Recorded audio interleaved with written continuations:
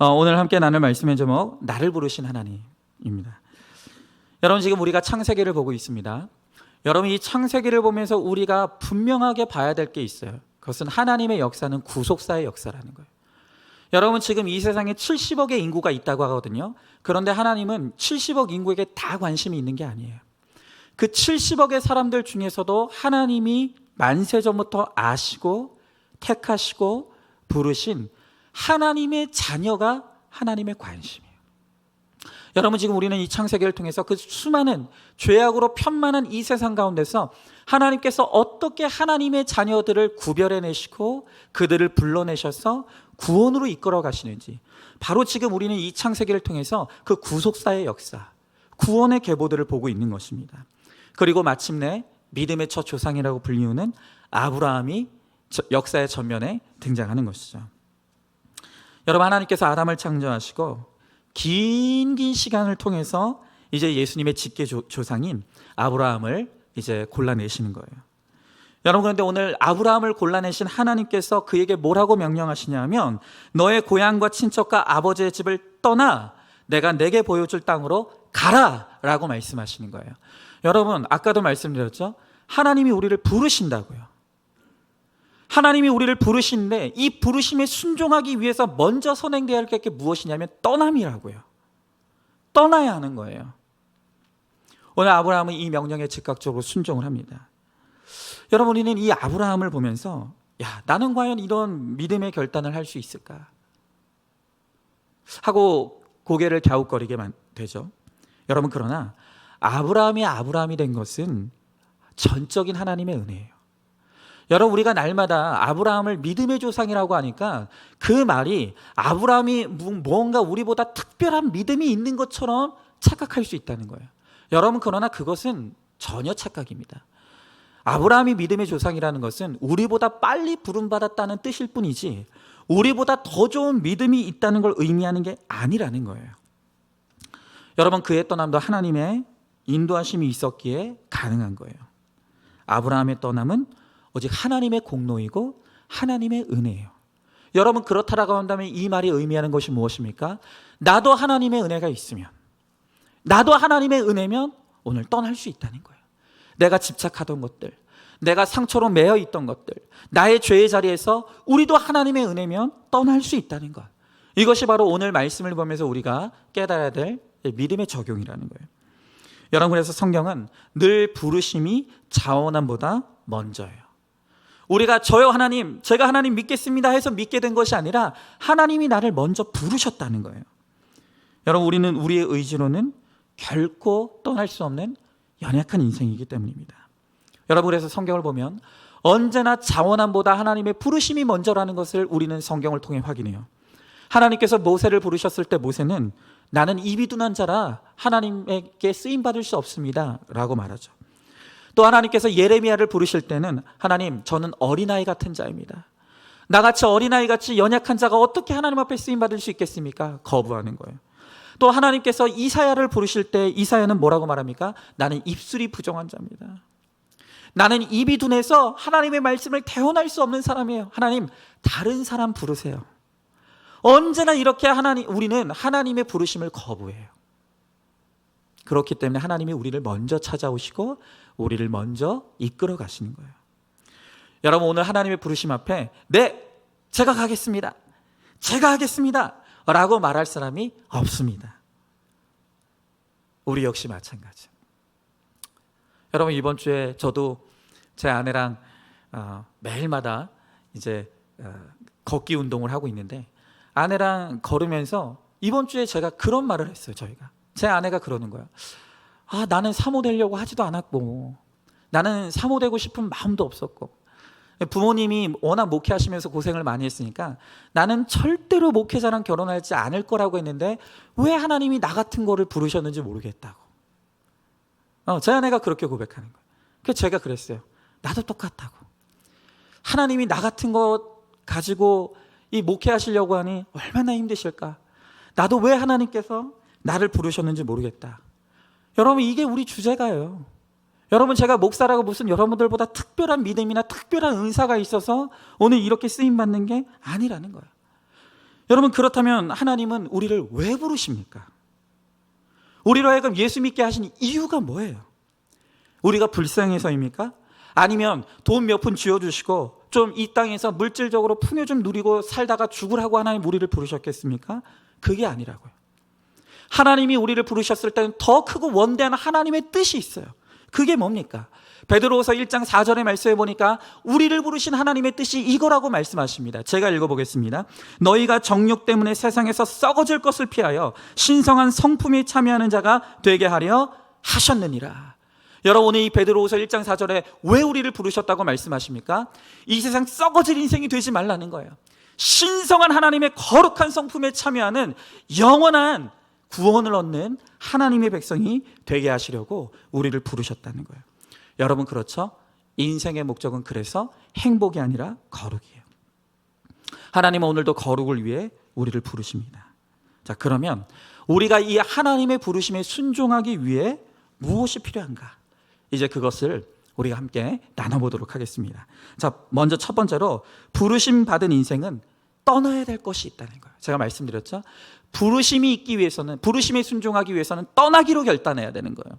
자, 오늘 1절의 말씀에 보니까 이렇게 나와 있습니다. 여호와께서 아브라함에게 이르시되 너는 너의 고향과 친척과 아버지의 집을 떠나 내가 내게 보여줄 땅으로 가라 라고 말씀하시죠.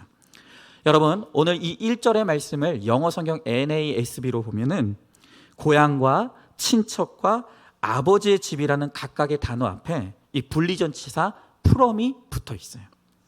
그러니까 고향으로 붙어, 친척들로 붙어, 아버지의 집으로 붙어. 철저히 분리되라는 거예요. 철저히 분리되어야만 하나님의 부르심에 순종할 수 있다는 거예요. 여러분, 분리란 구별되는 것이에요. 여러분, 그렇다면 우리가 하나님의 성품에 참여하기 위해 우선적으로 분리되고 떠나야 될 나의 고향과 친척과 아버지의 집이란 뭘 의미할까요? 여러분, 오늘 성경에 보니까 가장 먼저 우리가 떠나야 될 것은 하나님의 부르심에 순종하여 거룩한 성품에 참여하기 위해서는 먼저 고향을 떠나라는 거예요. 여러분, 아브라함의 아버지 테라는 화려한 문명의 발상지인 우르에서 70년을 살았다고 했습니다. 그곳은 4대 문명의 발상지일 정도로 대단히 화려한 이 문명의 꽃을 피웠던 곳이라고요. 그 비옥한 땅에 뿌리를 내고 대를 이어서 70년을 살았기 때문에 여러분, 그 삶의 기반이라는 것이 얼마나 안정적이었겠습니까? 그런데 오늘 하나님께서는 70년 동안 대를 이어서 살아온 그 너무나 익숙한 땅, 너무나 비옥하고 풍요로운 땅을 떠나라고 말씀하시는 거예요. 여러분, 더군다나 하나님께서 떠나라고 하실 때 그 떠날 곳은 무엇이냐 하면 고향 땅에서 무려 1500km가 떨어진 곳이에요. 그러니까 한 번도 가본 적이 없는 곳, 한 번도 들어보지 않은 땅으로 나의 익숙한 곳을 떠나 가라는 거예요. 여러분, 그러니 이 떠나는 결단을 이루기까지 얼마나 갈등이 있었겠습니까? 그런데 이제 하나님께서 우리에게도 고향을 떠나서 가나안으로 가라고 말씀하세요. 여러분, 이제 부르심을 받은 우리는 육적으로나 정신적으로 의지했던 우리의 이 세상의 가치관으로부터 떠나야 되는 거예요. 여러분, 그러니까 오늘 우리가 하나님께서 우리를 고향으로 떠나라고 할 때 그것의 근본적인 의미는 장소의 의미보다도 우리가 머물러 있던 이 세상에 타락하고 이 떨어지는 가치관으로부터 떠나라는 거예요. 이 세상의 가치관을 버리라는 거예요. 여러분, 우리가 이 세상 가치관으로부터 떠나야 된다라고 말할 때 우리가 이 세상에서 가장 좋아하는 것입니까? 우리의 최고의 가치로 여기는 것이 뭐겠습니까? 그 돈이죠. 역시 돈입니다. 제가 이제 과거에 이제 큐티 목회를 본격적으로 이제 시작을 하면서 일기 양육생을 모으고 이제 그 일기 양육생들과 거의 2년 시간을 이제 양육을 했죠. 근데 이제 그렇게 일기 양육생들과 양육을 하던 그 시기에 제가 이 11조 생활을 점검을 했습니다. 여러분, 그래도 우리 교회에서 가장 먼저 양육의 자리로 오신 분들이라면 우리 교회에서 신앙생활도 오래 하고 또 열심히 하시는 분들 아니겠습니까? 근데 이제 11조 생활을 점검해 봤더니 생각보다 11조를 하는 가정이 적었어요. 그리고 또 11조를 해도 온전한 11조가 아닌 경우도 있었습니다. 여러분, 다 하나님께서 주셨다는 것을 믿는다면, 그리고 모든 것이 하나님께로부터 왔고 하나님께로 간다는 것을 우리가 믿음으로 고백할 수 있다라고 한다면 우리가 이 11조를 하나님 앞에 드릴 수가 있는 것이죠. 여러분, 물질뿐만이 아니래요. 우리의 시간의 11조, 우리의 정성의 11조도 하나님 앞에 드릴 수 있는 것이죠. 바로 이렇게 세상 물질을 이 세상의 신으로 섬기는 이 가치관에서 떠나 이제 하나님만을 나의 하나님으로 믿는 바로 그 가치관으로 우리가 떠나야 되는 것이죠. 자, 두 번째로 오늘 성경은 친척을 떠나야 된다고 말하고 있죠. 여러분, 고대 사회는 시족 사회예요. 그러니까 혈통이 같은 친족끼리 모여 사는 거예요. 여러분, 이렇게 같은 가족끼리 어떻게든 많이 뭉쳐서 사는 것이 그게 재산이고 힘인 것이죠. 그래서 당시에는 이 친척을 떠나는 것이 너무너무 힘든 일입니다. 여러분, 이 친족 중에는 내가 기댈 든든한 대상도 있는 반면에 내가 또 보살펴야 될 대상도 있어요. 또 헤어지기 싫은 사람들도 있는 거예요. 하나님께서 오늘 이 모두를 떠나라고 말씀하세요. 여러분, 우리 교회 안에서도 이 교회 안에서도 내가 친족과처럼 여기는 특별한 친밀함의 대상들이 있어요. 근데 우리끼리 조싸우니 하고 똘똘 뭉치면 그게 당이 되는 거예요. 오늘 하나님께서 뭐라고 하십니까? 그 친척을 떠나라는 거예요. 여러분, 우리 교회 내에서 더 친한 사람 그런 것 좀 없었으면 좋겠어요. 더 친한 사람, 덜 친한 사람이 어디 있습니까? 우리는 그저 구원을 위해서 함께 사명으로 뭉친 하늘가족 공동체예요. 우리가 그 하늘가족 공동체에서 서로 공평하게 사랑하고 공평하게 대하기를 힘써야 되는 거예요. 그런데 여전히 우리끼리가 조싸우니 하면서 똘똘 뭉친다라고 한다면 그것 때문에 교회가 약해질 수 있다는 거예요. 여러분, 그래서 우리 안산중앙교회는 이제는 보통의 교회 같은 경우는 여전도회, 남전도회 하면서 막 연령별로 묻고 성별로 묻고 안 그러잖아요. 이제 우리가 목장으로만 뭉치고 그 목장조차도 1년에 한 번씩 다 그냥 섞어버리는 거예요. 왜 그렇습니까? 우리끼리의 이 무리와 당이 깨져야 되기 때문에. 여러분, 그런 모임은 깨져야 될 모임인 거예요. 오늘 하나님께서 혈과 육을 내려놓으라고 말씀하시는 거예요. 여러분, 또한 오늘 마지막으로 우리가 어딜 떠나야 되는가 말할 때 아버지의 집을 떠나라고 말씀하십니다. 여러분, 예수님을 만날 때 가장 큰 도움이 되기도 하지만 한편으로 가장 큰 방해가 되는 존재가 누군지 아십니까? 그게 부모예요.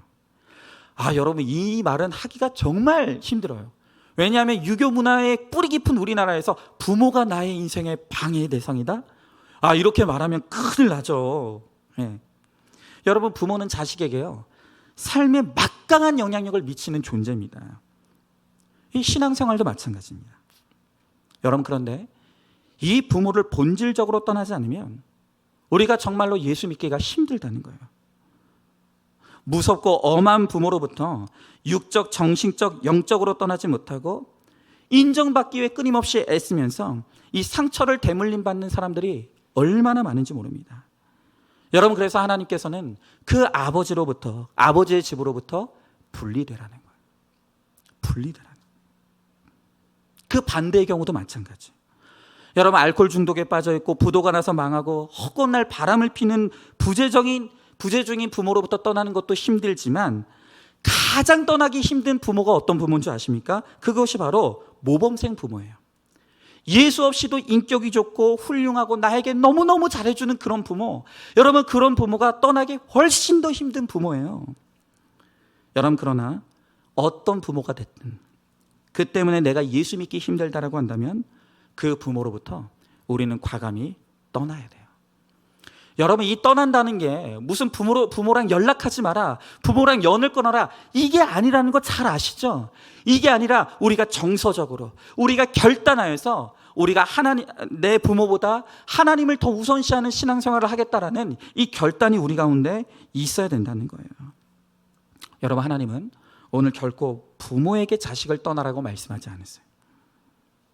아브라함에게 부모를 떠날 것을 명령하는 거예요. 왜 그렇습니까? 왜냐하면 하나님의 말씀이 아브라함에게 먼저 임했기 때문이에요. 먼저 임했기 때문에 육적으로는 부모이지만 영적으로는 내가 결단해야 될 주체라는 것이에요. 그래서 오늘 하나님께서 아브라함에게 네가 먼저 떠나라고 말씀하시는 거예요. 여러분, 내가 붙들고 있는 상처와 안주하고 싶은 곳에서 오늘 여러분 떠나야 돼요. 그래야 회복이 있고 성숙이 있어요. 그리고 그 성숙한 한 사람으로 인해서 온 집안이 살아날 수가 있는 것입니다. 자, 여러분 한번 질문해 보시기 바라요. 지금 하나님께서 여러분들에게 떠나라고 하는 그곳이 어디입니까? 나의 죄의 자리, 나의 상처의 자리, 나의 집착의 자리. 지금 하나님께서 우리로 하여금 어디를 떠나라고 말씀하십니까? 그리고 누구를 떠나라고 말씀하십니까? 한번 생각해 보시기 바라요. 자, 두 번째로, 이제 우리가 그렇게 하나님의 명령에 따라 떠나고자 할 때 하나님이 보여주시는 땅이 있다는 것입니다. 자, 오늘 1절 말씀 다시 읽어보니까 여호와께서 아브라함에 이르시되 너는 너의 고향과 친척과 아버지의 집을 떠나 내가 내게 보여줄 땅으로 가라 라고 말씀하십니다.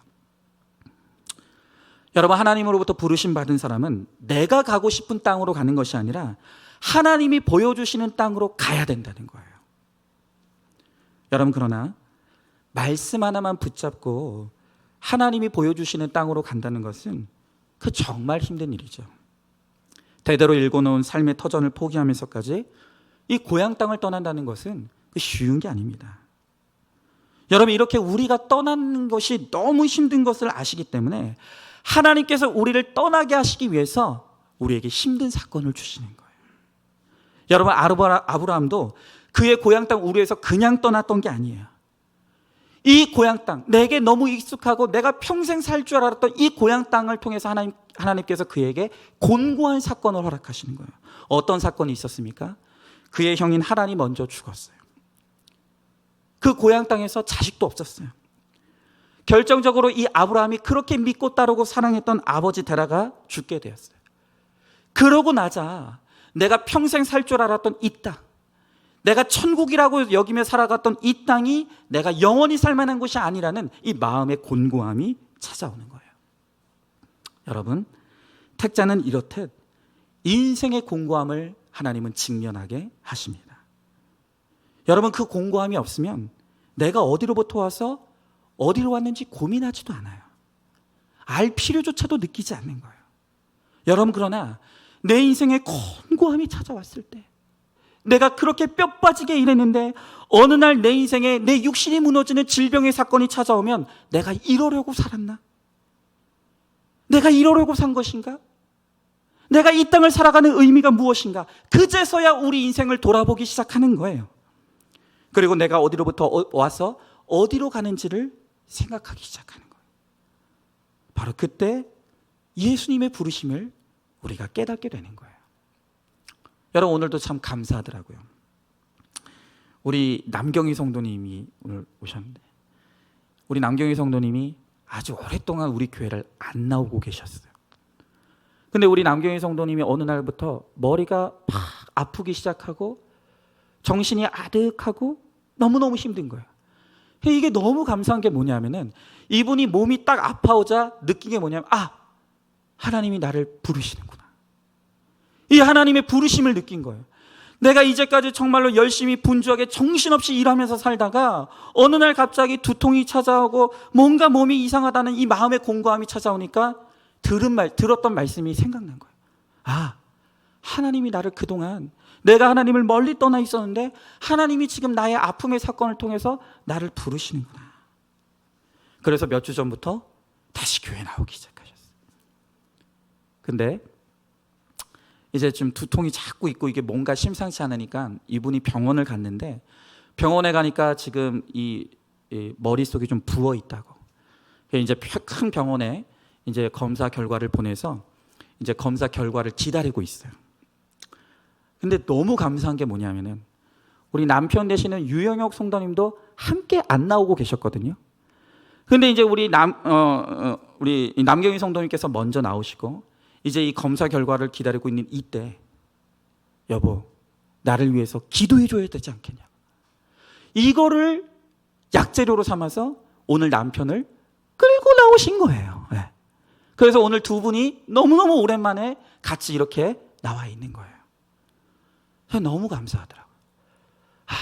우리 남경희 성도님이 먼저 이 아픔 가운데 공고함을 깨닫고 하나님 앞에 나오고, 그리고 지금 병원의 검사 결과를 기다리고 있는 이 시간들을 통해 이 시간을 도구로 삼아서 남편까지도 오늘 이 예배의 자리에 데리고 나오고. 여러분, 이게 바로 우리의 부르심을 깨닫는 거예요. 여러분, 우리 인생의 공고함은 그냥 찾아오는 게 아니에요. 우리가 날마다 내 인생이 평안하고 살만하고 등 따시고 배부르면 하나님이 아무리 부르셔도 듣지 않기 때문에, 하나님은 우리 인생의 공고한 사건을 통해서, 질병의 사건을 통해서, 내가 기대하고 내가 믿던 것들이 떠나가는 사건들을 통해서 하나님이 우리를 부르시는 거예요. 여러분, 아브라함도 마찬가지입니다. 오늘 이 아브라함 역시 아무 고난이 없었다면 그가 왜 고향 땅을 떠나겠습니까? 인생에 공고함이 없는데 왜 그곳을 떠나겠냐는 거예요. 그러나 그러한 인생의 연속되는 고난 가운데 자신의 인생이 곤고해져서야 이제 하나님의 말씀이 들리기 시작해요.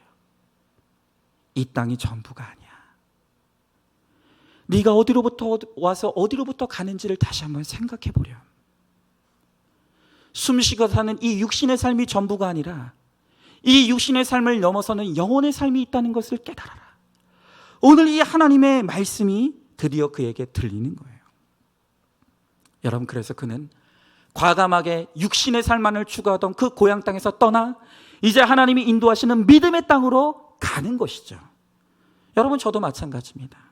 정말 한 열심으로 살아가면서 저는 목사가 됐잖아요.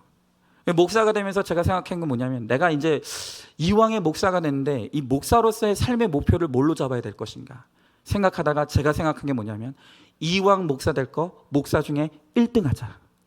여러분, 그게 제 인생의 목표였습니다. 여러분, 도대체 그 1등, 2등, 3등은 누가 매기는 겁니까? 목사로서 1등이다 2등이나 그 누가 매기는 거예요? 하나님이 매깁니까? 아니요. 하나님은 등수 매기지 않아요. 그냥 우리의 욕심이 우리 스스로를 등수 매기고 있는 것뿐이에요. 제가 그렇게 했어요. 인류 목사가 한번 돼보겠다고. 이왕 목사로 부름받았으니 내가 한번 인류 목사로 살아보겠다고 얼마나 돌진했는지 모릅니다. 그런데 하나님께서 그런 저를 우리 안산중학교를 통해서 이 고난의 시간들로 철저하게 저의 야망과 욕심을 부서뜨리시고 곤고하게 하셔서 이제 저를 1등 목사가 아닌 구원을 쫓는 목사, 사명을 이루는 목사로 하나님께서 저를 인도해 가시는 거예요. 그것은 전적으로 정말 하나님의 은혜입니다. 여러분, 저도 이 세상적으로 아직도 좋아 보이는 것들이 많아요.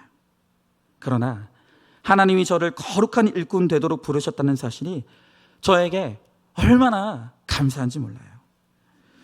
여러분, 제가 이 큐티 목회와 이 구속사의 사역을 하다 보니까 힘든 분들과의 만남을 참 많이 갖죠. 여러분, 그분들이 참 변하지 않고 참 말씀이 들리지 않는 모습을 보면, 여러분, 왜 낙심이 안 되겠습니까? 야, 저 정도 됐으면 이제 좀 변하셔도 되겠는데, 이제 좀 이게 좀 변화될 만도 한데, 이 변화되지 않는 모습을 보면 낙심날 때가 있어요. 그러나 그때마다 하나님이 주신 약속의 말씀이 붙잡고 다시 일어나는 거예요. 여러분, 늘 저에게 위로가 되는 하나님의 말씀이 있습니다. 고린도후서 4장 16절부터 18절의 말씀에 보면 제가 낙심이 될 때마다 하나님이 저를 붙들어주는 말씀이 이 말씀이에요. 제가 읽어볼게요. 그러므로 우리가 낙심하지 아니하오니 우리의 겉사람은 낡아지나 우리의 속사람은 날로 새로워지도다. 우리가 잠시 받은 환난에 경한 것이 지극히 크고 영원한 영광 중한 것을 우리에게 이루게 함이니 우리가 주목하는 것은 보이는 것이 아니요 보이지 않는 것이니 보이는 것은 잠깐이요 보이지 않는 것은 영원함이라. 여러분, 제가 이 땅에서 거룩을 쫓고 구원을 쫓으면서 이 목회의 사명을 감당할 때 낙심할 때가 있어요. 힘들 때가 있어요. 그때 하나님께서 이 말씀으로 뭐라고 깨우쳐 주십니까? 이 땅은 잠시라는 거야. 그러나 이 땅에서 믿음으로 싸우다가 믿음으로 살아가다가 우리가 가게 될 그 천국은 영원한 곳이고 바로 그것이 우리 인생의 본질이라는 거야. 오늘 하나님께서 그것으로 오늘 저에게 힘을 주시고 위로를 주시는 거예요. 여러분, 저는 이 말씀이 믿어지니까 늘 감사와 감격에 눈물이 나요. 인내로 기다릴 힘이 생기는 것입니다. 여러분, 그렇습니다. 이 땅은 떠나야 될 곳이에요. 영원한 곳이 아니에요. 우리가 영원히 거할 만한 곳이 아니에요. 오늘 하나님께서 우리를 거룩한 땅으로, 믿음의 땅으로 우리를 부르시는 거예요.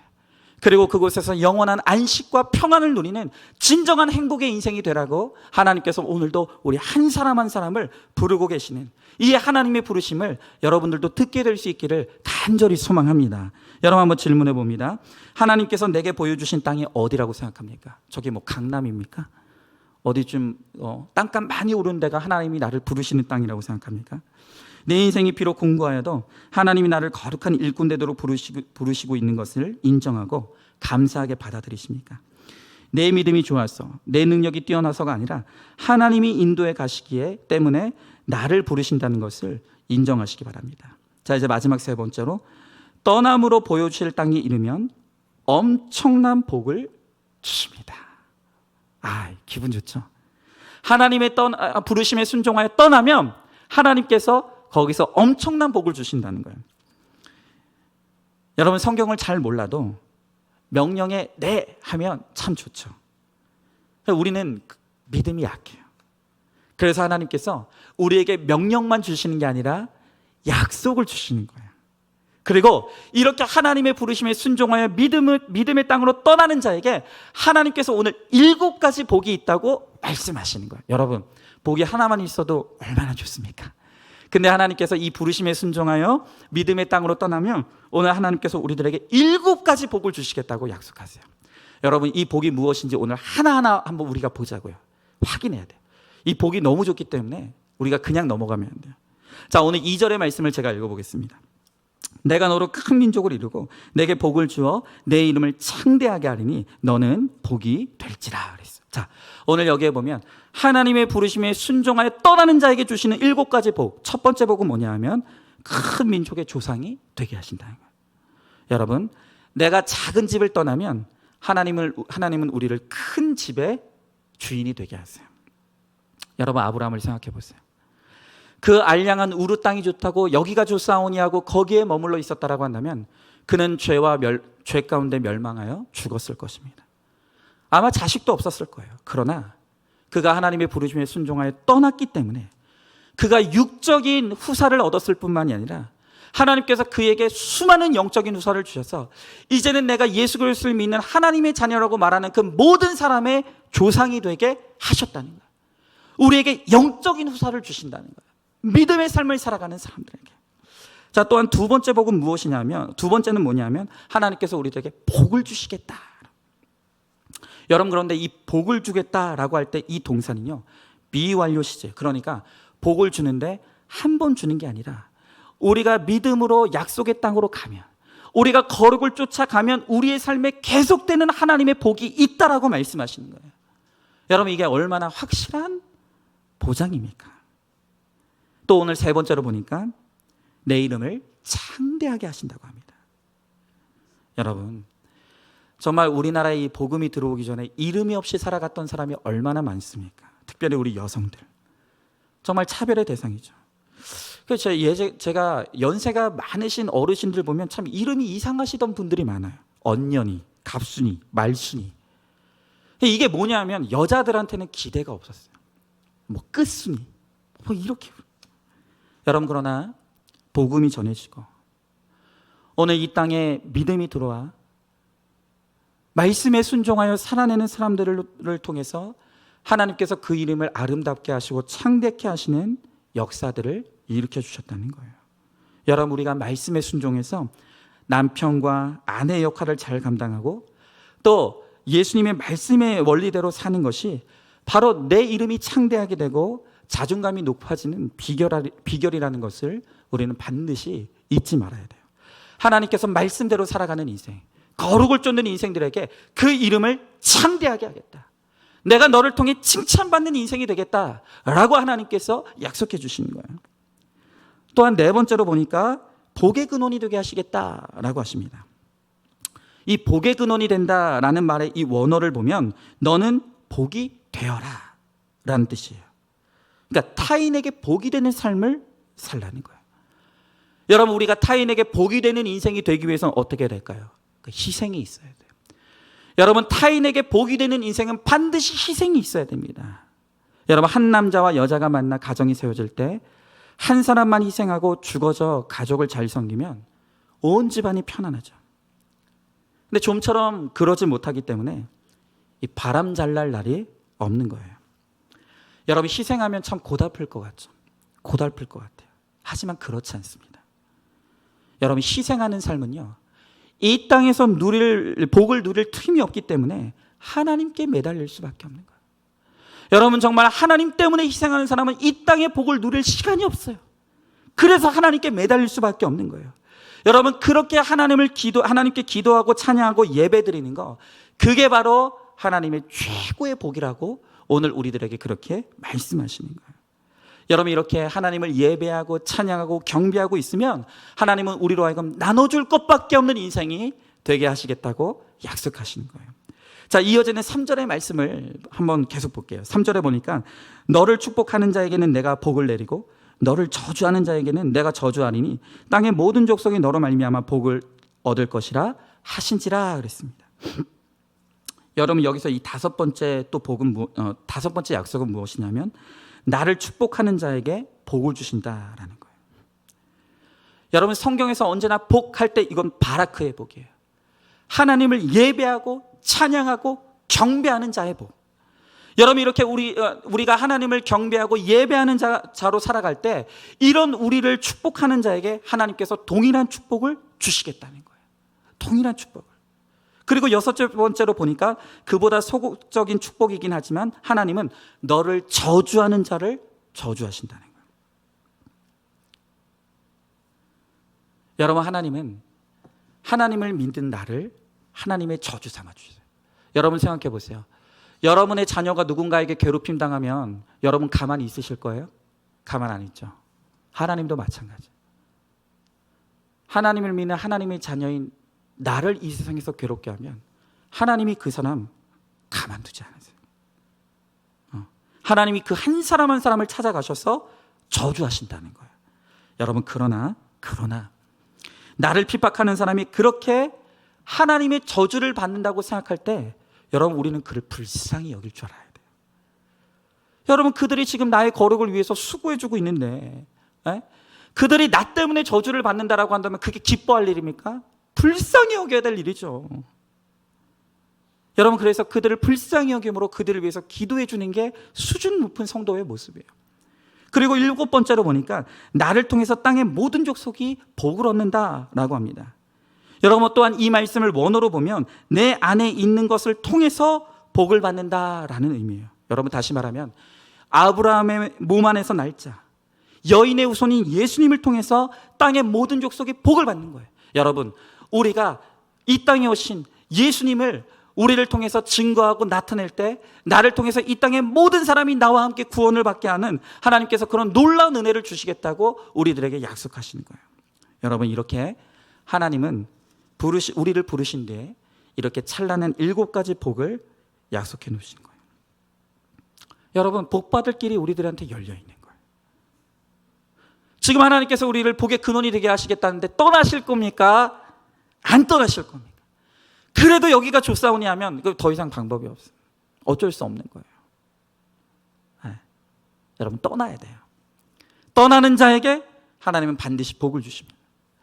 여러분, 그렇다면 떠나는 게 뭡니까? 이제 마지막으로, 그럼 하나님이 우리를 부르시고 우리를 떠나야 된다고 하는데 도대체 그러면 하나님이 부르시면 우리가 떠나는 적용은 어떤 적용입니까? 여러분, 이 떠난다는 적용을 이야기하면 어떤 분들은 분가하겠다, 직장을 그만두겠다, 다 버리겠다, 이렇게 생각할 수 있지만 그게 아니에요. 여러분, 다음에 이 2가지 제가 나눔을 여러분들한테 들려드리겠어요. 이 나눔을 통해서 이 떠난다는 것이 무엇을 의미하는지를 한번 우리가 생각해 보기를 원해요. 자, 먼저는 힘든 시아버지를 둔 며느리의 나눔이에요. 자, 한번 들어보세요. 저희 시아버지는 결혼을 5번 하셨습니다. 첫 줄부터 세죠. 저희 시아버지는 결혼을 5번 하셨습니다. 제가 시집을 왔을 때는 3번째 시어머니와 살고 계셨습니다. 첫 번째 시어머니는 임신 중에 돌아가셨고 2번째 시어머니는 백혈병으로 7년을 투병하시다가 숨을 거두셨습니다. 3번째 시어머니는 간암에 걸려 18년 투병 끝에 돌아가셨고 4번째 시어머니는 심장병으로 고생하다가 운명하셨습니다. 그리고 마지막 5번째 시어머니는 당뇨와 심장병으로 소천하셨습니다. 마치 시아버지에게 죽음의 그림자가 드리운 것 같았습니다. 저와 남편은 외국에서 20년 넘게 산전수전을 겪으며 전문인으로 성공했습니다. 시아버지에게 도움 한번 받아본 적이 없고 저희 역시 아버님을 잊고 살았습니다.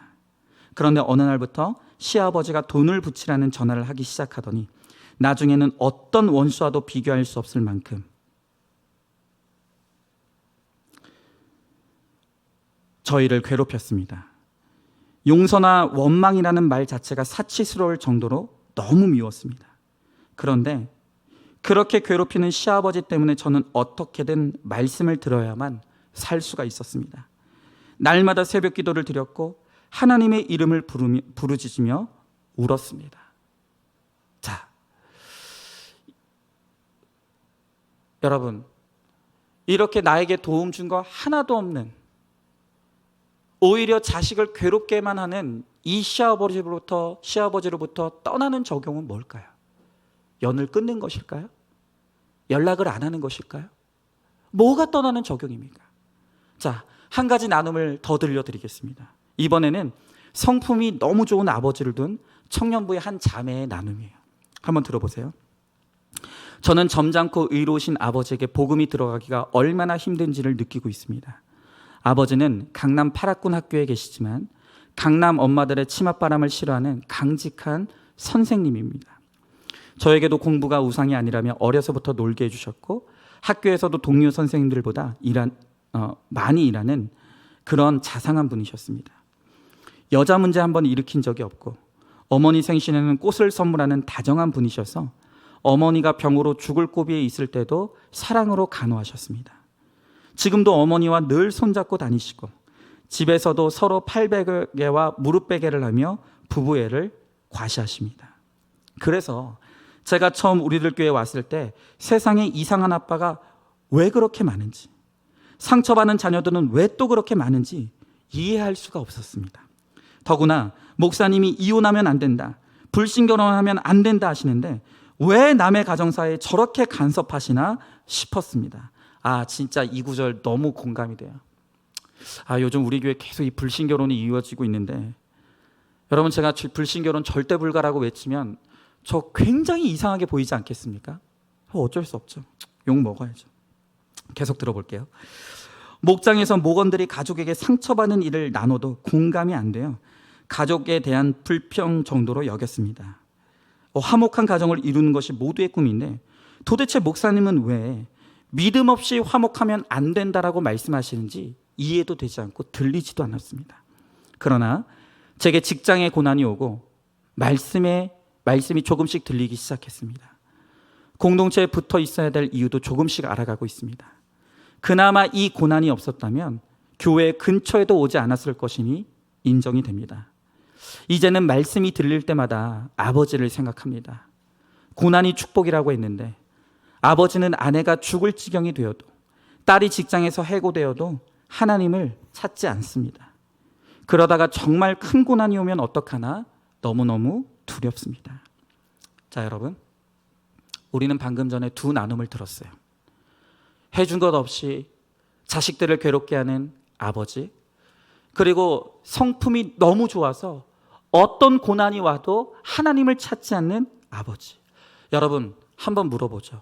이 두 부모 중에 누가 더 좋은 부모라고 생각하십니까?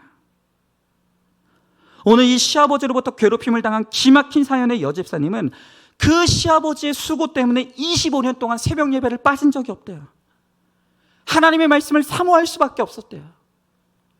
반면에 가정에서나 사회에서나 흠잡을 데 없이 훌륭한 이 아버지를 둔 청년, 이 청년은 아무리 어려운 일이 생겨도 하나님을 찾지 않고 매번 성품으로 뛰어넘는 이 아버지로 인해서 너무너무 고민이 된대요. 여러분, 그러므로 미안하지만 좋은 부모, 나쁜 부모 따로 없어요. 우리는 이제 더 이상 세상적인 기준으로 좋은 부모, 나쁜 부모를 따지는 구분의 기준에서 떠나야 되는 거예요. 여러분, 나에게 상처 주는 부모가 있다면 이제는 그 상처 주는 부모는 용서함으로 떠나야 돼요. 또한 나를 영적으로 안일하게 해주는, 나를 너무너무 사랑해주고 이뻐해주는 부모가 있다고 한다면 그 부모의 영혼 구원을 위해서 눈물을 흘리며 애통하며 기도를 함으로 떠나야 되는 거예요. 모든 식구의 구원을 위해 기도하는 것이 진정한 떠남이고 부르심에 응답하는 거예요. 여러분, 좋은 자녀, 나쁜 자녀가 따로 있는 게 아니에요. 여러분, 부모된 오늘 우리 성도님들 중에서도 자녀를 떠나야 될 부모들이 있어요. 나를 너무너무 힘들게 하는 자녀를 둔 부모님들이 있습니까? 그렇다라고 한다면 그 자녀를 인내하고 그 꼴을 봐주고 그 자녀의 구원을 위해서 끝까지 품는 적용을 통해서 그 자녀를 떠나야 돼요. 여러분 또한 예수 믿지 않고서 나에게 너무너무 효도하고 나에게 너무너무 잘하는 자녀들이 있습니까? 그렇다라고 한다면 그 자녀들을 향해서 내가 너희들에게 간절히 원하는 것은 경제적으로 효도하는 것이 아니라 너희들이 예수 믿고 구원받는 것이라고 외쳐줌으로 떠나야 되는 거예요. 나는 너희들의 도움이 필요한 것이 아니라 너희들이 나와 함께 교회 다니고 구원받는 게 내가 원하는 것이다라고 자녀들에게 외쳐주는 것이 바로 그 자녀들을 떠나는 적용을 하는 거예요. 여러분, 나를 예수 믿게 해준 부모가 최고의 부모예요. 나를 예수 믿게 해주는 자녀가 최고의 자녀인 거예요. 성품도 좋고 인격도 훌륭해서 예수도 잘 믿으면 너무나 좋겠지만 결국 오늘 이 아브라함도 그렇게 나를 약속의 땅으로 가지 못하게 막는 아버지 데라가 죽고 난 뒤에야 믿음의 땅으로 떠날 수 있었던 거예요. 여러분, 바로 그게 인생입니다. 나로 하여금 하나님의 이름을 부르게 해주는 바로 그 부모가 가장 좋은 부모. 나로 하여금 오늘도 눈물 뿌려가며 하나님 앞에 기도할 수밖에 없도록 만들어주는 수고하는 그 자녀야말로 진짜 보석 자녀라는 것. 우리가 그것을 잊지 말고 오늘도 하나님께서 나를 약속의 땅으로, 믿음의 땅으로, 구원의 땅으로 부르실 때 내가 어디로부터 떠나야 될지, 내가 떠나야 될 그곳이 어디인지, 그 사람이 누구인지를 분별하고 오늘 이 시간 기꺼이 떠남으로 나를 거룩과 구원으로 인도해 주시는 하나님의 은혜를 누리는 저와 여러분 우리 모두가 될 수 있기를 주님의 이름으로 축원합니다. 여러분, 이 시간 우리 다 같이 말씀을 기억하면서 우리 찬양하고 기도했으면 좋겠습니다.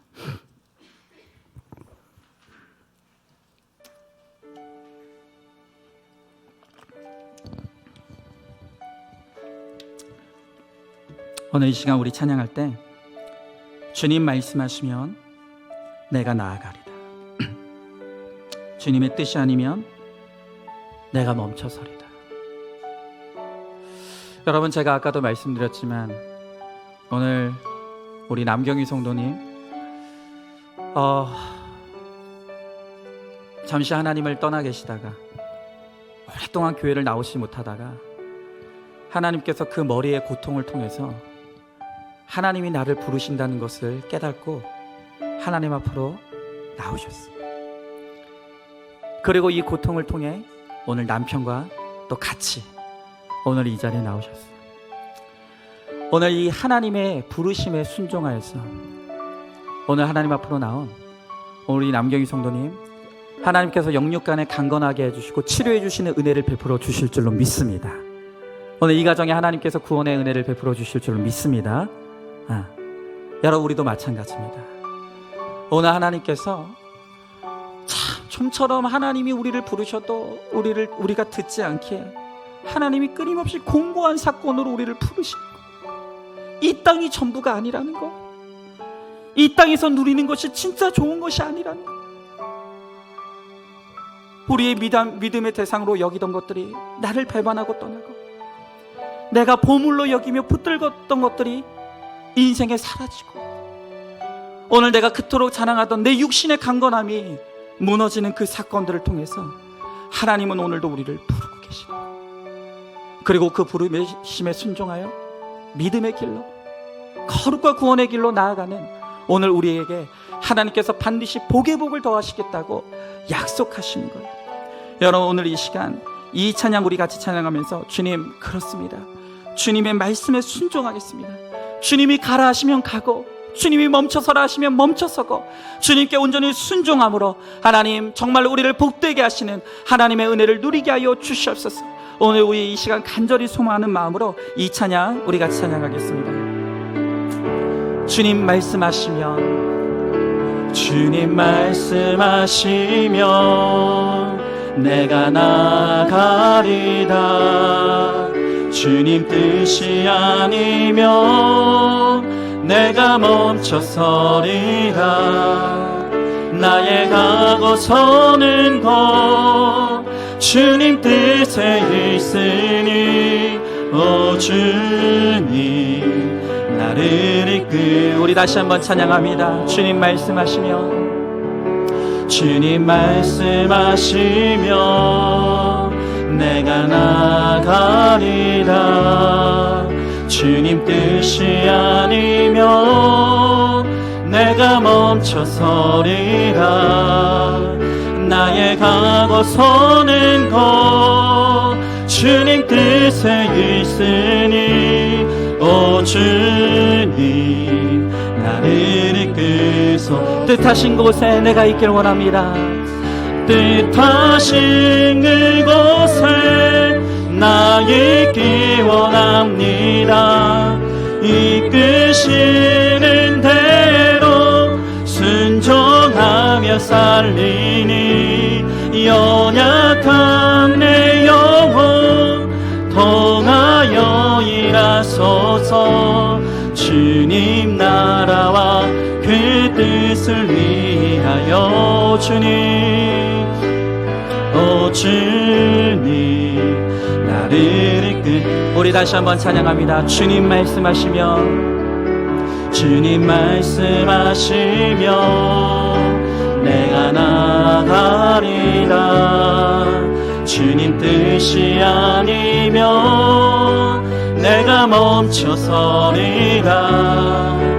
나의 가고 서는 곳 주님 뜻에 있으니 오 주님 나를 이끌. 뜻하신 곳에 내가 있겠습니다. 뜻하신 그곳에 나 있기 원합니다. 이끄시는 대로 순종하며 살리니 연약한 내 영혼 통하여 일하소서. 주님 나라와 그 뜻을 뜻하신 곳에 내가 있겠습니다. 뜻하신 그곳에 나 있기 원합니다. 이끄시는 대로 순종하며 살리니 연약한 내 영혼 통하여 일하소서. 주님 나라와 그 뜻을 위하여 오 주님 나를 이끄소서. 오 주님 나를 이끄소서. 오 주님 나를 이끄소서. 여러분 이 시간 우리 조용히 눈을 감고 우리 인생의 방향을 한번 좀 다시 되짚어 보길 원합니다. 내가 그렇게 밤낮 없이 뛰어다니고 내 몸이 부서져라 열심히 수고하고 일하는데 도대체 뭘 위해서 그렇게 수고하는 것입니까? 내가 그렇게 밤낮 없이 수고하고 내 가정 위해서 내 자녀들을 위해서 살았지만 남은 것은 내 건강이 무너지고 인생이 허무하고 도대체 내가 무엇을 위해서 살아왔는지 깨달지 못하는 공허함으로 인해서 오늘 우리가 우리 인생의 방황을 겪고 있지는 않습니까? 여러분 내가 오늘도 잘 살아보겠다고 아무리 열심히 일해도 하나님이 오늘 나를 향하신 그 은혜의 손을 단 한순간이라도 놓는 순간 우리는 떠나는 것이에요. 도대체 뭘 위해서 그렇게 우리가 살아가는 것입니까? 여러분 오직 하나님께 붙들린 인생, 하나님의 인도하심을 받는 인생만이 결국엔 구원에 이를 수 있는 것이고 영원한 안식과 평안에 이를 수 있는 것입니다.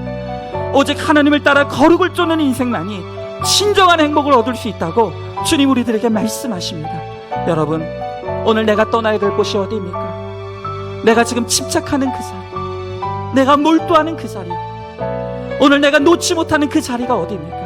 오늘 이 시간 하나님께서 그건 놓으라고 말씀하십니다. 그건 놓아도 우리 절대로 죽지 않고 망하지 않는다고 말씀하십니다. 오늘 우리가 가감히 결단하고 이 말씀에 순종하여 오늘 주님을 쫓고 따를 때 하나님께서 우리들에게 넘치는 복으로 반드시 우리를 붙들어 주시고 함께 해주시겠다고 약속하십니다. 오늘 이 시간 우리 다 같이 기도할 때 하나님 아버지, 오늘 나의 집착의 자리에 떠나 일어나겠습니다. 하나님, 내 죄의 자리를 떠나 일어나겠습니다. 하나님 아버지, 내가 사랑하던 것들을 내려놓고 이제 주님을 쫓기를 원합니다.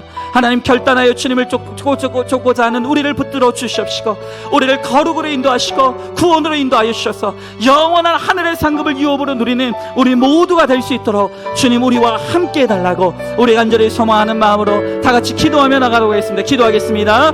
사랑하는 내가 충만하신 하나님 아버지, 주님에게 한 사랑과 은혜를 감사드립니다. 아버지 하나님, 내가 정말 밤이 맞도록 수고하며 하나님 이때껏 몸이 부서져라 수고하며 살았지만 하나님 아버지, 잡은 것이 아무것도 없는 허무하고 허망한 인생을 살아왔습니다. 주여 하나님 아버지, 우리를 불쌍히 여겨 주시옵소서. 아버지, 내가 남은 것이 없어 하나님 아버지 허무함 가운데 탄식하며 살아갈 수밖에 없는 것을 아시는 주님, 오늘 이 시간 하나님 아버지, 이제는 나의 자리에서 일어나 떠나라고 말씀하십니다. 주님을 쫓는 자리, 아버지 믿음을 쫓으라 말씀하시며 아버지 거룩을 쫓으라 말씀하시며 아버지 구원을 쫓으라고 주님 말씀하십니다. 주여 하나님 아버지, 이제는 더 이상 세상에 허무하고 어떤 것을 쫓지 않게 하여 주시옵시고 아버지 하나님, 나의 집착의 자리로 일어나게 하여 주시옵시고 나의 죄악의 자리를 일어나게 하여 주시옵시고 아버지 하나님, 내가 사랑했던 것들을 내려놓고 일어날 수 있게 하여 주시옵소서. 하나님 아버지, 오늘 결단하며 떠나가기를 원하는 사랑하는 성도를 기억하여 주시옵시고 그 인생의 걸음걸음을 인도하여 주시옵시고 아버지 하나님, 그 인생을 붙들어 주셔서 아버지 하나님, 영원한 구원에 이를 수 있게 하여 주시옵시고 오직 주님과 영원토록 아버지 참된 평안과 안식을 누리며 살아갈 수 있도록 주여 하나님 아버지 함께 하여 주시옵소서. 주님, 우리의 영혼을 붙들어 주시옵소서. 우리의 삶을 붙들어 주시옵소서. 우리와 함께 하여 주시옵소서. 하나님, 우리 가운데 임하여 주시옵소서. 주님 믿사오니 우리 가운데 함께 하여 주시옵소서. 주님 믿습니다. 아멘. 하나님 감사합니다. 오늘도 우리를 이 말씀이 있는 공동체로 불러 모아 주시고 오늘도 정신없이 분주함 가운데 살아가느라 내 인생의 목적을 잃어버린 채로 길을 잃어버리고 헤매이고 있는 우리를 다시 한번 불러주시는 하나님의 은혜에 감사드립니다. 하나님, 도대체 우리가 무엇을 위해 살아가고 있는지 모르겠습니다.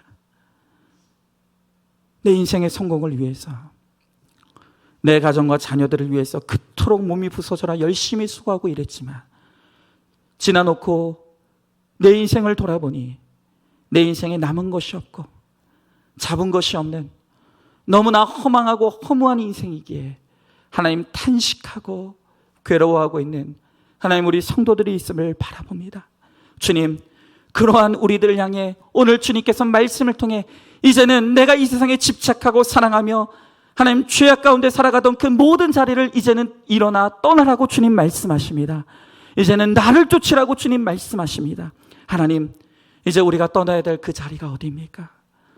내가 집착하던 그 자리, 내가 몰두하고 사랑하던 그 자리, 또한 내가 죄악 가운데 거하던 그 자리를 털고 일어날 수 있게 하시고 이제는 주님을 쫓아 하나님 거룩의 길로 구원의 길로 나아가는 우리 모두가 될 수 있도록 주님께서 함께하여 주시옵소서.